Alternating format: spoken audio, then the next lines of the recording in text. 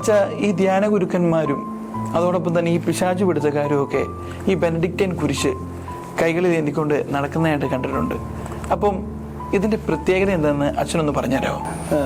ഇപ്പം നമ്മുടെ നാട്ടിൽ സാധാരണയായിട്ട് നോക്കിക്കഴിഞ്ഞാൽ ബെനഡിക്റ്റ്, വിശുദ്ധ ബെനഡിക്റ്റിനേക്കായി കൂടുതലായിട്ട് ആളുകൾ ബെനഡിക്റ്റൻ ക്രോസ്, ബെനഡിക്റ്റൻ കുരിശുണ്ടോ വെച്ചാൽ എനിക്ക് ഒരെണ്ണം തരാമോ എന്നൊക്കെ ചോദിക്കാറുണ്ട്.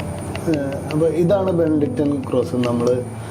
ഞാനത് എൻ്റെ കയ്യിൽ ഞാൻ പട്ട് കിട്ടിയപ്പോൾ തുടങ്ങി ഏകദേശം എപ്പോഴും സൂക്ഷിക്കുന്നൊരു കുരിശൻ.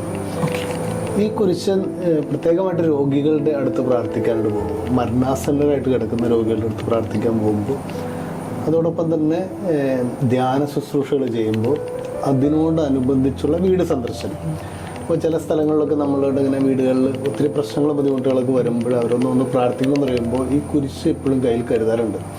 അത് പല അച്ഛന്മാരും പറഞ്ഞു തന്നിട്ടുള്ള, ഗുരുക്കന്മാരായിട്ടുള്ള അച്ഛന്മാർ പറഞ്ഞു തന്ന അറിവിൻ്റെ വെളിച്ചത്തിലാണ്. അപ്പം ഇത് ഈ സെൻറ്റ് ബെനഡിക്റ്റിൻ്റെ കുരിശിന് മുൻപായിട്ട് ഉണ്ടായത് അതിൻ്റെ ഒരു മെഡലാണ്.